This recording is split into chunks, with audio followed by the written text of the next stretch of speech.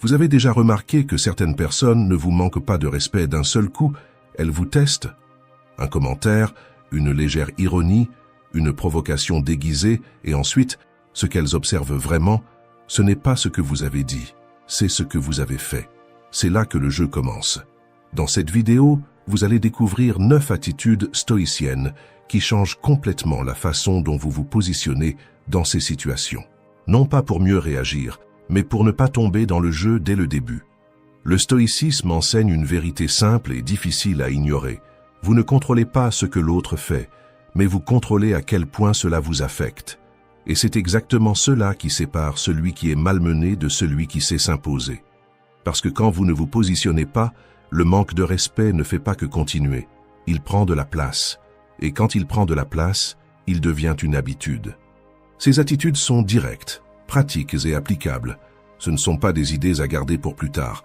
Ce sont des décisions à utiliser au moment même où cela arrive. Alors avant de commencer, faites un choix simple. Pendant que vous regardez, arrêtez d'être d'accord automatiquement. Et commencez à remarquer où vous vous expliquez trop, où vous cédez trop vite, où vous acceptez ce qui vous dérange déjà. Parce que c'est exactement par là que le manque de respect entre. Et à partir d'ici, il ne s'agit plus seulement de comprendre. Il s'agit de couper ce schéma au moment exact où il apparaît. Attitude 1. La froideur du choix. Celui qui te manque de respect veut rarement seulement parler. Il veut te mesurer. Il veut voir jusqu'où va ta réaction. Comme quelqu'un qui craque une allumette en attendant que le feu monte. Parce qu'au fond, ce n'est pas à propos de ce qui a été dit. C'est à propos de ce que cela provoque en toi. C'est pour ça que, dans bien des cas, le manque de respect ne commence pas par une insulte. Il commence par un test, petit, presque déguisé. Comme quelqu'un qui pousse une porte pour voir si elle s'ouvre. Et c'est exactement là que la froideur du choix prend tout son sens. Être froid, ce n'est pas ne rien sentir, c'est ne pas bouger avant d'avoir compris le jeu. Pendant que l'autre attend un mouvement, toi tu restes. Pendant que l'autre attend une explication, toi tu mets fin à la scène. Et quand tu n'entres pas dedans, le rythme se casse. Pense à une porte fermée à clé. Peu importe le nombre de fois où quelqu'un pousse, elle ne discute pas, elle ne négocie pas, elle n'essaie pas de convaincre, elle reste simplement fermée. Et c'est justement cela qui empêche l'invasion. Le respect fonctionne comme ça. Soit tu le tiens, soit tu le perds. Maintenant, imagine la scène. Quelqu'un lâche une remarque déplacée devant toi, avec d'autres personnes autour, en attendant le moment où tu vas réagir, te justifier, t'expliquer, t'embrouiller. C'est là que presque tout le monde se trompe. On parle trop, on explique trop, on essaie de corriger son image sur le champ. Et dans ce mouvement, on donne exactement ce que l'autre voulait. Un accès émotionnel. Mais quand tu réponds avec quelque chose de simple comme « je ne vais pas entrer là-dedans » ou « c'est mon choix », tu changes tout le jeu, parce que la phrase est courte, mais elle ferme la porte. Et une porte fermée, ça ne se discute pas. Elle coupe court au sujet. Elle ne nourrit pas la provocation, elle n'ouvre aucun espace pour la suite. Et celui qui attendait une réaction se retrouve sans terrain. Le manque de respect a besoin d'ouverture pour grandir. Il a besoin de ta précipitation, de ton besoin d'être compris, de ton envie de prouver que tu as raison. Parce que c'est ça qui maintient la conversation en vie. Quand tu coupes cela, la provocation meurt vite, comme une flamme sans air. Elle existe encore une seconde, mais elle ne tient pas. Je l'ai compris dans des choses simples. J'étais le genre de personne qui s'expliquait toujours, même quand la question arrivait déjà chargée, même quand il était clair qu'il n'y avait aucun intérêt à comprendre, seulement à envahir. Et plus j'expliquais, plus la conversation s'étirait, plus l'autre se sentait en droit de continuer, comme si chaque réponse était une autorisation. Jusqu'au jour où j'ai arrêté. Si quelqu'un me posait une question intrusive, je ne me justifiais plus. Je répondais à l'essentiel et je mettais fin à l'échange. Parce que ça a du sens pour moi. Et c'est tout. Au début, le silence après ça dérangeait. On avait l'impression qu'il manquait quelque chose, mais il ne manquait rien, c'était la limite qui prenait forme. L'objectivité fait exactement cela. Elle retire l'accès. Elle montre que tu n'es pas disponible pour transformer ta vie en espace ouvert à n'importe quelle opinion. Et il y a quelque chose d'encore plus fort là-dedans. Celui qui parle trop pour être accepté montre une dépendance. Celui qui dit l'essentiel montre une décision. Et cela change complètement la façon dont on te perçoit. parce que celui qui a déjà décidé à l'intérieur n'a pas besoin de convaincre à l'extérieur. Ce n'est pas une froideur vide, c'est une économie d'énergie. Tu peux être poli et ferme en même temps, tu peux garder un ton propre et, malgré ça, faire comprendre qu'il existe une frontière.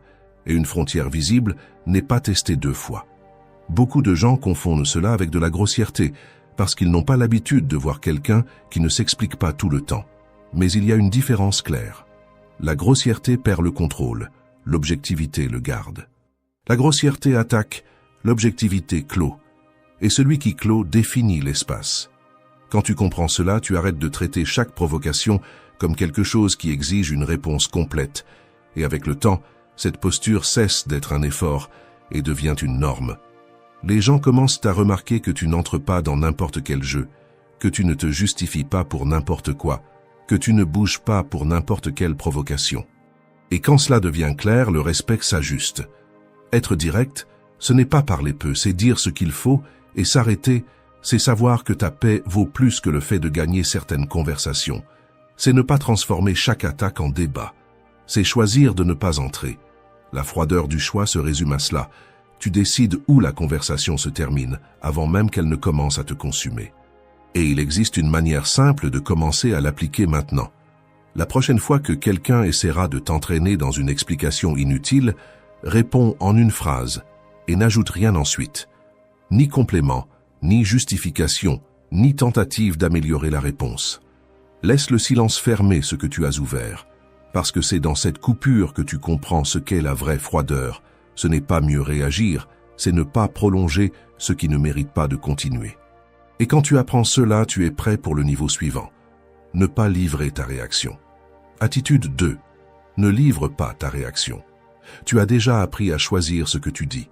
Maintenant, tu dois apprendre quelque chose d'encore plus décisif. Ne pas livrer ce que tu as ressenti.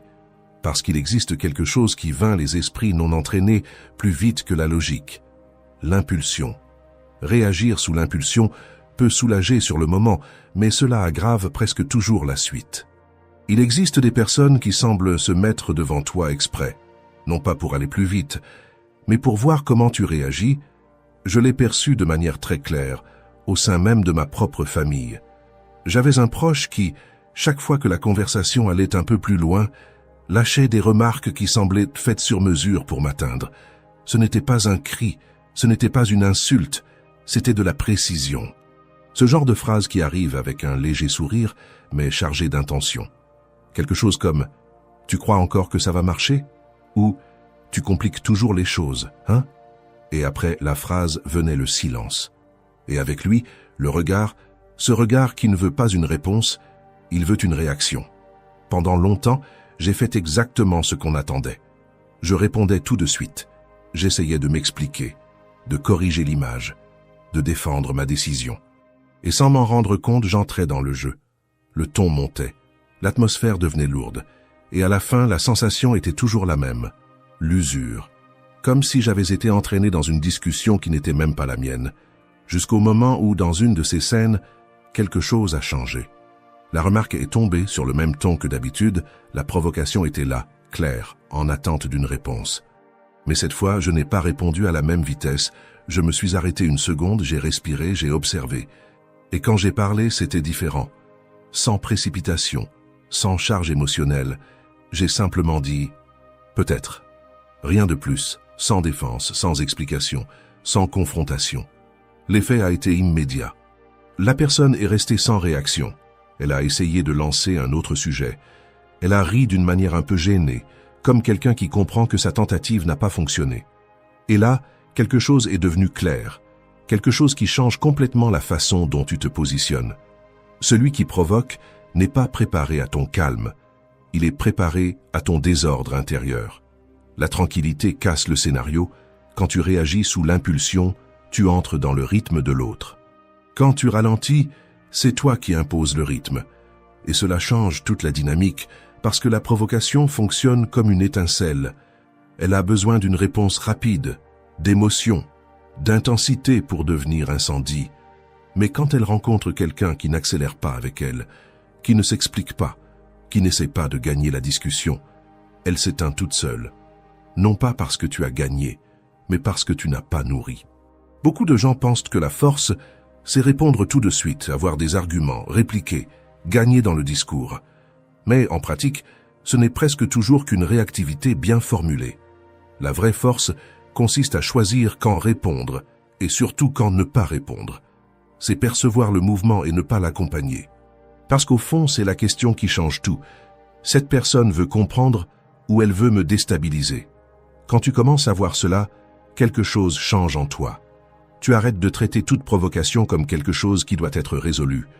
Et tu commences à la traiter comme quelque chose qui peut simplement être ignoré en conscience. Et voici le point central. La tranquillité n'est pas l'absence de réaction, c'est le contrôle de la réaction. Tu restes présent, tu continues à percevoir, tu restes ferme, mais tu ne te livres pas à l'impulsion. Et cela dérange profondément celui qui essaie de te provoquer. Parce que ces personnes dépendent de ta réaction pour soutenir leur propre comportement. Quand elle ne vient pas, le jeu perd son sens. Avec le temps, cela devient une norme. Tout le monde commence à remarquer que tu ne t'énerves pas facilement. Que tu n'entres pas dans n'importe quelle discussion, que tu ne réponds pas à tout ce qui est dit. Alors ton environnement change, le ton change, la façon dont on te parle change. Les limites deviennent plus claires, sans que tu aies besoin de les annoncer. Alors garde ceci, toute provocation n'exige pas une réponse. Parfois, la réponse la plus forte, c'est le temps que tu prends avant de parler, ou la décision de ne rien dire du tout. Et comme l'a dit Aristote, n'importe qui peut se mettre en colère, c'est facile. Mais se mettre en colère contre la bonne personne, à la bonne mesure, au bon moment, pour la bonne raison et de la bonne manière, ce n'est pas facile. C'est la différence entre réagir et répondre. L'un est impulsion, l'autre est choix, et celui qui choisit ne s'expose pas. À la prochaine provocation, cela peut être une phrase déplacée, une remarque ironique ou même un message, ne réponds pas à la même vitesse. Attends 30 secondes, casse l'impulsion, et si tu décides de répondre, fais-le sans charge. Court, froid, sans expliquer. Parce que contrôler le temps de la réponse change déjà le résultat. Attitude 3. La souveraineté intérieure.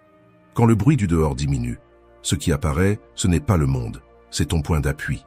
Et là, cela devient clair. Celui qui dépend tolère. Celui qui peut partir choisit. Je l'ai perçu très clairement dans le milieu du travail. Il y a eu une période où j'étais dans un endroit où rien n'était explicitement irrespectueux, mais tout indiquait un manque de considération. En réunion, par exemple, je parlais, je donnais une idée, j'expliquais un point, et le sujet passait simplement. Personne ne réagissait, personne ne commentait. C'était comme si je n'étais pas là. Quelques minutes plus tard, une autre personne disait pratiquement la même chose. Et là arrivaient les hochements de tête, les « ça a du sens », les compliments. Et le plus étrange, ce n'était pas ce que faisaient les autres, c'était ce que je faisais moi après cela. J'augmentais l'effort, je parlais davantage, j'expliquais mieux, comme si la valeur était quelque chose que je devais encore prouver. Et c'est exactement ici que beaucoup de gens se perdent.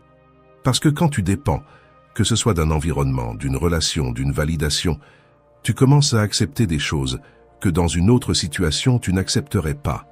Tu tolères de petits manques de respect. Tu t'ajustes plus que tu ne devrais. Tu essayes de compenser le comportement de l'autre par encore plus d'efforts de ta part. Et les gens le remarquent, pas toujours de façon consciente, mais ils le remarquent. Ils remarquent quand tu as besoin de rester. Ils remarquent quand tu n'as aucune marge de sortie.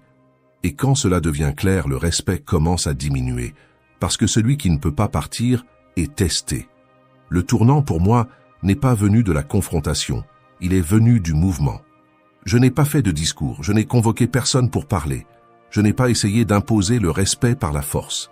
J'ai commencé à réduire la dépendance. J'ai commencé à développer d'autres possibilités ailleurs, à investir dans des compétences qui ne dépendaient pas de cet environnement, à créer des alternatives qui me donnaient le choix. Et quelque chose de curieux s'est produit avant même qu'un résultat extérieur n'apparaisse. Mon comportement a changé, j'ai arrêté de trop m'expliquer, j'ai arrêté d'essayer d'être entendu à tout prix, j'ai arrêté de montrer cette urgence silencieuse d'être reconnu. Et naturellement, l'environnement a commencé à réagir autrement. Mes collègues ont commencé à m'écouter davantage, les interruptions ont diminué, et mon niveau d'importance au sein de l'équipe a augmenté. Non pas parce que quelqu'un a soudain décidé de me respecter, mais parce qu'il est devenu évident que je n'étais pas prisonnier, et cela change tout. La souveraineté intérieure, ce n'est pas dire « je n'ai besoin de personne », c'est ne pas avoir besoin de te diminuer pour rester. C'est savoir que si quelque chose ne te convient pas, tu peux avancer. Si quelqu'un ne te respecte pas, tu n'es pas obligé de rester. Si un environnement te diminue, tu n'as pas à te modeler pour y entrer. Et quand tu portes cela en toi, tu cesses d'accepter des miettes. Tu ne mendis pas l'attention, tu ne négocies pas ta dignité, tu ne t'ajustes pas pour éviter de perdre ta place. Tu choisis. Et celui qui choisit ne se soumet pas. C'est cette partie-là qui déstabilise celui qui essaie de te manquer de respect, parce que ces personnes comptent sur ta dépendance, comptent sur ta peur de perdre, comptent sur ton besoin d'approbation pour avancer, comptent sur toi pour faire des efforts afin de plaire tout le temps. Quand cela n'existe pas, elles perdent le levier. Et sans levier, il n'y a aucune pression qui fonctionne. La souveraineté intérieure, au fond, ce n'est pas l'isolement, c'est la liberté. C'est savoir que tu peux marcher avec quelqu'un, mais que tu n'as pas besoin de te traîner pour qui que ce soit. Et quand cette sécurité devient visible, le respect cesse d'être quelque chose que tu dois demander et devient quelque chose que l'autre comprend qu'il ne peut pas ne pas offrir. Maintenant, je te propose un test silencieux dès aujourd'hui. Prends une conversation en suspens. Cela peut être un email, un message sur WhatsApp, quelque chose auquel tu répondrais normalement, en expliquant trop, en essayant de plaire ou de prouver ta valeur. Et fais l'inverse. Réponds seulement à l'essentiel et arrête-toi. Ne justifie pas au-delà du point. N'essaie pas de convaincre. Ne cours pas après la validation. Laisse la réponse courte, directe, fermée. Et observe ce qui se passe quand tu ne t'étends pas pour être accepté. Parce que c'est à ce moment-là que tu comprends, en pratique, ce qu'est la souveraineté. Ce n'est pas faire plus pour être accepté. C'est arrêter de t'étirer pour être validé. Attitude 4. Le langage du silence. Tout affrontement ne commence pas avec des mots. Certains commencent avec une attente. C'est comme quand quelqu'un lance quelque chose en l'air et reste là à attendre que tu le ramasses. Une provocation, une pique, une remarque déplacée et juste après cette courte pause presque imperceptible pendant laquelle l'autre reste là à attendre que tu complètes le mouvement. L'erreur de la majorité est automatique. Attraper, répondre, expliquer, réagir, renvoyer et sans s'en rendre compte, accepter le jeu que ce n'est même pas toi qui as commencé. Tu entres et l'autre ne fait qu'observer. Je l'ai compris dans une situation simple mais très révélatrice. Je parlais avec quelqu'un de proche, dans un moment apparemment tranquille, jusqu'à ce que la conversation tourne. Sans avertissement direct, une phrase chargée de jugement est tombée, de celles qui ne sont pas criées, mais placée avec précision. Quelque chose comme « tu fais toujours ça, hein ?» Ce n'était pas une question, c'était une provocation déguisée, et comme cela arrive presque toujours, après la phrase est venu le silence, mais pas un silence neutre, un silence qui pousse, qui presse, qui t'appelle à réagir. Pendant longtemps, je remplissais cet espace, je m'expliquais, j'essayais de prouver le contraire, je défendais ma position comme si ma vérité en dépendait. Mais à ce moment-là, j'ai fait quelque chose de différent. Je n'ai pas complété le mouvement. Non pas parce que je n'avais rien à dire, mais parce que j'ai compris que toute réponse, dans ce contexte, ne ferait qu'alimenter le jeu. Alors je suis resté en silence, en soutenant le regard dans un silence total, et quelque chose de curieux s'est produit. La personne a essayé de reformuler ce qu'elle avait dit. Elle a essayé de s'expliquer. Elle a changé de ton, elle est revenue en arrière, elle a adouci ses paroles, comme quelqu'un qui comprend qu'il n'a pas trouvé ce qu'il attendait de l'autre côté. Et là, quelque chose est devenu clair, quelque chose qui change complètement la façon dont tu te positionnes.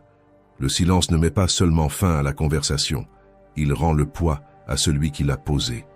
Parce que quand tu réponds, tu partages l'impact, mais quand tu te tais en conscience et que tu soutiens le regard, l'autre reste seul avec ce qu'il a dit et cela expose. Dans le stoïcisme, le silence n'est pas absence de réaction. C'est le choix de ne pas réagir au mauvais niveau. Comme l'a enseigné Épictète, qui est invincible? Celui qui ne peut être troublé par rien d'autre que son propre choix rationnel. Cela signifie que tout ce qui essaie de t'atteindre ne mérite pas une réponse, que tout ce qui te provoque ne mérite pas une continuité, parce qu'il existe une très grande différence entre ne pas savoir répondre et choisir de ne pas répondre. La plupart des gens vivent en essayant de remplir le silence. Ils essaient de contrôler ce que l'autre pense d'eux. Mais celui qui comprend le silence l'utilise autrement. Il l'utilise pour observer. Il l'utilise pour ne pas renforcer l'erreur de l'autre. Il l'utilise pour ne pas s'engager dans un jeu qui n'a aucun sens. Et surtout, il l'utilise pour ne pas se perdre. Il existe une phrase attribuée à Rumi qui dit « Le silence est le langage de Dieu, tout le reste n'est que traduction ». Le silence révèle ce que les mots essaient de cacher. Il révèle l'intention, il révèle l'inconfort, il révèle la limite, et par-dessus tout, il révèle la présence. Parce que rester en silence face à une provocation, ce n'est pas s'effacer, c'est refuser l'invitation. C'est ne pas collaborer avec ce qui ne mérite pas de continuer. C'est dire, sans le dire, cela ne me fait pas bouger, cela ne me définit pas, et je ne vais pas soutenir cela avec mon énergie. Et peu de choses sont plus déstabilisantes que quelqu'un qui ne réagit pas comme prévu. Quand il devient clair que tu n'as pas besoin d'entrer dans n'importe quelle dynamique pour prouver ta valeur, le respect autour de toi commence à se réorganiser. Alors garde ceci, le silence n'est pas du vide, c'est du contrôle. Et la prochaine fois que quelqu'un essaiera de t'entraîner dans une réaction, essaie de ne pas compléter le mouvement. Tiens, observe et n'entre pas. Parce que celui qui domine le silence n'a pas besoin de gagner des discussions. Il en est déjà sorti avant même qu'elles commencent. Attitude 5. La direction de l'esprit. Un focus absolu sur ce qui compte. Après avoir appris à ne pas réagir et à utiliser le silence, la question cesse d'être « qu'est-ce que je dois répondre ?» et devient « qu'est-ce qui mérite réellement mon attention ?» Ton esprit cesse d'être une lentille floue qui capte tout et en même temps ne montre rien avec clarté. Il s'ajuste, coupe l'excès et ne laisse visible que ce qui mérite de rester. Ton espace mental devient précis, tes actions coupent le bruit et ta routine révèle exactement ce qui mérite ton attention. Les stoïciens défendaient ce focus avec une vérité simple et en même temps brutale. Quand tout est important, rien n'est prioritaire. Je l'ai perçu de façon très claire dans un moment simple, mais qui m'a marqué, c'était un dimanche, de ceux qui sont rares, où tout le monde est réuni. Conversation légère, rire, de la nourriture sur la table, ce genre d'ambiance qui n'arrive pas souvent. Mais même là, j'avais mon téléphone à la main, je répondais à des messages. Je regardais des choses qui n'étaient même pas urgentes. Je passais d'une distraction à l'autre. À un moment, quelqu'un m'a parlé et je n'ai même pas vraiment entendu. On m'a redemandé mon attention, j'ai répondu rapidement, sans présence, et je suis retourné à l'écran. Et c'est là que j'ai compris. J'étais physiquement présent, mais complètement absent. Et l'absence, ce n'est pas la distance, c'est le manque d'attention. Et c'est là le point que presque personne ne perçoit. Quand tu ne définis pas de priorité, n'importe quoi prend ta place, y compris le manque de respect, parce que celui qui envahit ton espace, celui qui te provoque, celui qui essaye de te déstabiliser, ne teste pas seulement ta réaction. Il mesure à quel point ton esprit est libre pour être occupé, disponible émotionnellement, disponible mentalement, disponible énergétiquement. Et quand tu es dispersé, tout entre. Mais quand tu définis ton focus, presque rien ne passe. J'ai commencé à faire quelque chose de simple. Dans les moments importants, je rangeais le téléphone. Je ne le laissais pas à côté, je ne regardais pas juste une seconde. Je me retirais simplement de la distraction. Et l'effet a été immédiat. Les conversations sont devenues plus profondes, les moments plus vivants et surtout, ma présence a changé. Parce que la présence, ce n'est pas être à un endroit, c'est ne pas être ailleurs. Et quand tu commences à vivre ainsi, quelque chose de très important arrive. Tu cesses d'être accessible à tout. Et cela, à lui seul, coupe déjà une grande partie du manque de respect. Parce que le manque de respect a besoin d'espace, a besoin d'attention, a besoin de ton esprit disponible pour être affecté. Sans attention, il ne tient pas. C'est ici qu'entre une vérité simple mais puissante, dire non à ce qui n'a pas d'importance, est l'une des formes les plus claires de respect de soi. Non nos distractions, non nos conversations vides, non nos personnes qui n'apparaissent que pour prendre, jamais pour ajouter. Et chaque non que tu tiens renforce un oui silencieux pour ce qui construit réellement ta vie, ta paix, ton temps, tes vraies relations, ta croissance. Et comme l'a dit Marc Aurèle, nous perdons du temps à nous inquiéter de beaucoup de choses, alors que seules quelques-unes comptent vraiment. Le problème n'a jamais été le manque de temps, c'était le manque de coupe, le manque de décision sur ce qui reste et ce qui sort. Quand tu comprends cela, tu deviens la personne qui cesse de réagir à tout et commence à choisir où mettre son énergie. Et ce choix change la manière dont le monde te répond. Tu cesses d'être remarqué comme quelqu'un qui est disponible tout le temps. Et tu commences à être perçu comme quelqu'un dont l'attention n'est pas facile à obtenir. Ton temps commence à avoir de la valeur. Et, naturellement, les gens commencent à mesurer davantage ce qu'ils disent, la façon dont ils le disent, et même si cela vaut la peine d'essayer de dépasser tes limites. Parce que celui qui vit avec des priorités n'a pas besoin d'imposer le respect tout le temps. Sa simple posture le fait déjà. Alors, garde ceci. Ce que tu priorises grandit. Et ce que tu ne coupes pas te consume. Si tu laisses de l'espace à la distraction, elle domine. Si tu laisses de l'espace à la provocation, elle se répète. Mais si tu laisses de l'espace à ce qui compte vraiment, ta vie s'organise. Maintenant, je t'invite à mettre cela en pratique, dès aujourd'hui. Choisis un moment de ta journée. Cela peut être une conversation, une rencontre, une tâche importante, et élimine le reste. Sans téléphone, sans distraction, sans partager ton attention. Sois entier. Parce que le focus, ce n'est pas faire plus, c'est arrêter de te disperser. Et écris ici dans les commentaires, comme un engagement envers toi-même, je choisis mon focus. Attitude 6. La zone de tolérance 0. Se concentrer sur ce qui compte, c'est comme prendre soin d'un terrain. Mais cela ne sert à rien de bien planter si tu continues à laisser n'importe qui marcher là où il ne doit pas. C'est pour cela que l'attitude 6 est la plus directe. Ne négocie pas tes limites. Parce que, bien souvent, le manque de respect ne commence pas à l'extérieur. Il commence quand tu laisses passer. Je l'ai perçu dans une période de ma vie où je disais « oui » à presque tout. Non par conviction, mais pour éviter les conflits, pour ne pas paraître difficile, pour ne déplaire à personne. Au début, on aurait dit que cela maintenait tout en équilibre. Les relations coulaient, l'ambiance restait légère, personne ne se plaignait. Mais quelque chose a commencé à changer. Non pas d'un seul coup, mais petit à petit, comme quelqu'un qui teste jusqu'où il peut aller. Les gens ont commencé à demander plus qu'avant. Au travail, on m'interrompait davantage. Dans la famille, on envahissait ma vie privée. Même mes amis donnaient leur avis sur ma vie. Et le détail le plus important, non pas parce qu'ils avaient changé, mais parce que je n'avais jamais fermé la porte. Il y a eu un moment qui a rendu cela évident. Un ami a commencé à faire des remarques ironiques sur mes décisions, toujours sur le ton de la plaisanterie, toujours à cette limite où cela ne semblait pas assez grave pour être confronté. Au début, j'ignorais. Ensuite, j'en riais aussi. Parfois, j'essayais même d'expliquer mon point de vue, comme si le problème était un manque de compréhension et non un excès de liberté. Et plus je tolérais, plus cela se répétait. Parce qu'un comportement qui ne rencontre pas de limite s'installe.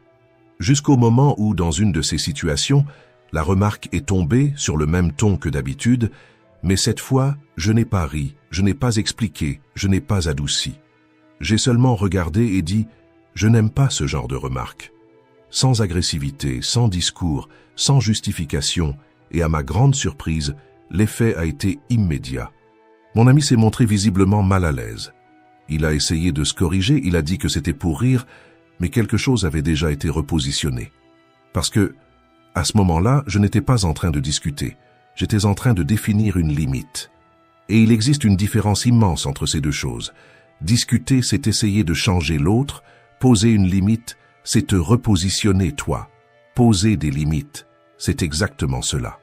Ce n'est pas exploser, ce n'est pas accumuler jusqu'à déborder. C'est percevoir au bon moment et agir avec clarté. La plupart des gens ne souffrent pas par manque de force, ils souffrent par excès de permission. Ils tolèrent des remarques qui dérangent, ils tolèrent des situations qui usent, ils tolèrent des comportements dont au fond ils savent déjà qu'ils ne devraient pas les accepter. Et chaque fois que tu fais cela, quelque chose de silencieux se produit. Tu apprends à l'autre comment te traiter, non pas par ce que tu dis, mais par ce que tu laisses passer. Les limites ne servent pas à éloigner les gens, elles servent à filtrer les comportements. Celui qui respecte s'ajuste, celui qui ne respecte pas se révèle, et cela simplifie énormément la vie, parce que tu arrêtes d'essayer de convaincre tout le monde, et tu commences à observer qui comprend réellement le message. Il existe une idée fausse selon laquelle poser des limites va éloigner les gens. Mais la vérité est tout autre. Les limites n'éloignent pas les bonnes personnes, elles éloignent les abus. Celui qui a besoin que tu n'aies pas de limites pour rester n'a jamais été là pour la bonne raison. Et quand tu comprends cela, quelque chose change en toi. Tu arrêtes de négocier l'essentiel, tu arrêtes de t'adapter pour entrer quelque part, tu arrêtes de céder pour obtenir du respect et tu commences à vivre avec plus de légèreté. Alors garde ceci, la limite n'est pas ce que tu dis, c'est ce que tu tiens quand quelqu'un te teste. Parce qu'au bout du compte, le monde ne respecte pas ce que tu ressens, il respecte ce que tu ne permets pas. Maintenant, je t'invite à mettre cela en pratique. Dans les prochaines heures, n'attends pas la situation parfaite, ne répète pas trop, n'essaie pas de bien faire. Observe simplement le premier moment où quelque chose te dérange et ne le laisse pas passer. Cela peut être une remarque, une interruption, une petite intrusion. N'adoucis pas, ne ris pas, ne contourne pas. Définis simplement, directement, sans charge émotionnelle. Ça, je ne l'accepte pas. Parce que c'est dans ces petits moments que le respect commence à se construire ou à se perdre. Et écris ici dans les commentaires, comme un engagement envers toi-même. Je me respecte, et cela n'est pas négociable. Et si tu veux apprendre à te positionner avec clarté, sans perdre ta paix, continue de regarder. Parce que t'imposer, ce n'est pas changer les autres, c'est ne plus jamais te réduire pour entrer là où tu n'as pas ta place. Attitude 7. Le tri du temps. Poser des limites, c'est comme fermer la porte. Mais c'est le temps qui montre qui apprend à frapper et qui s'en va tout simplement. Parce que ce n'est pas dans la décision que les gens se révèlent, c'est dans leur insistance après elle. Dans les relations, le temps fait exactement la même chose. Je l'ai compris dans une amitié qui, à première vue, semblait normale. Conversation fréquente, présence constante, ce genre de proximité qui, vue de l'extérieur, ressemble à de la connexion, mais qui, dans les détails, portait de petits manques de respect. C'étaient des remarques déguisées en plaisanterie, des interruptions constantes quand je parlais. Cette sensation subtile que, quand je me positionnais, une ironie arrivait toujours juste après. Rien d'assez explicite pour une confrontation directe, mais assez répété pour déranger. Pendant longtemps, j'ai essayé d'ajuster cela par la conversation. J'ignorais, je laissais couler, je faisais comme si cela ne me touchait pas. J'essayais même de réagir parfois, mais la plupart du temps, je relativisais simplement. Mais ce qui a tout changé, ce n'est pas ce que j'ai dit. C'est ce que j'ai arrêté de faire. J'ai arrêté d'amortir l'impact. J'ai arrêté d'adoucir le manque de respect. Et surtout, j'ai arrêté de soutenir ce qui était déjà en train d'échouer tout seul. J'ai continué à être poli, présent quand cela avait du sens, mais sans insistance, sans effort, sans essayer de sauver ce qui ne tenait déjà plus. Et alors le temps a commencé à agir, sans discussion, sans rupture annoncée, sans drame. La dynamique a changé, certaines attitudes ont diminué, mais en même temps, la proximité aussi. La conversation est devenue plus distante, les rencontres moins fréquentes. Et peu à peu, cette relation a simplement cessé d'occuper de l'espace, sans dispute, sans usure finale, sans scène. C'est là que j'ai compris quelque chose qui change complètement la manière dont tu gères les gens. Toute prise de distance n'est pas une perte, parfois c'est juste la vérité qui devient visible. Parce que quand tu tiens ta posture dans le temps, sans te rabaisser, sans t'ajuster pour entrer, quelque chose d'inévitable se produit. Soit la personne monte jusqu'à ton niveau, soit elle perd l'accès à toi. Et aucun des deux scénarios n'est négatif, parce que le temps ne sert pas seulement à guérir les relations, il sépare ce qui est compatible de ce qui n'était que convenance. Celui qui te respecte reste et s'améliore. Celui qui ne respecte pas se gêne ou s'éloigne, et cela arrive sans que tu aies besoin de couper qui que ce soit, parce que la plupart des gens ne tiennent pas longtemps dans un espace où ils ne peuvent pas dépasser les limites. Et comme l'enseignait Épictète, ce ne sont pas les choses qui nous troublent, mais la manière dont nous nous y engageons. Quand tu changes ta façon de t'engager, le reste se réorganise tout seul. C'est pour cela qu'utiliser le temps comme filtre est si puissant. Tu n'as pas besoin de tester qui que ce soit. Tu n'as pas besoin de tout confronter. Tu n'as pas besoin de réagir à chaque détail. Tu as seulement besoin de rester ferme assez longtemps pour que ce qui est faible tombe tout seul. Parce que celui qui ne sait pas faire face à cela ne reste pas. Et celui qui reste commence à te respecter autrement. Alors garde cette phrase. Le temps ne guérit pas tout, il expose tout. Et ensuite, il sélectionne. Et quand tu comprends cela, tu arrêtes de courir après l'ajustement, l'explication et la validation. Tu commences à observer davantage, à te préserver davantage, à permettre au temps lui-même d'organiser ce que tu n'as pas besoin de forcer. Parce qu'au fond, il ne s'agit pas de garder tout le monde près de toi. Il s'agit d'arrêter de retenir ceux qui auraient déjà dû partir. Tu as commencé par apprendre à ne pas réagir sous l'impulsion. Ensuite, tu as compris que toute provocation ne mérite pas une réponse. Tu as compris que le silence coupe le jeu avant qu'il ne grandisse. Tu as appris à choisir où mettre ton attention et tu as arrêté de laisser de l'espace à ceux qui ne respectent pas tes limites. Quand tu tiens cela, quelque chose d'inévitable se produit. Le monde commence à moins te tester et à te respecter davantage. Tu n'as pas besoin de sélectionner les gens. Il suffit d'arrêter de t'adapter, et le temps fait le reste. Laissez un like, abonnez-vous, commentez et partagez. Merci.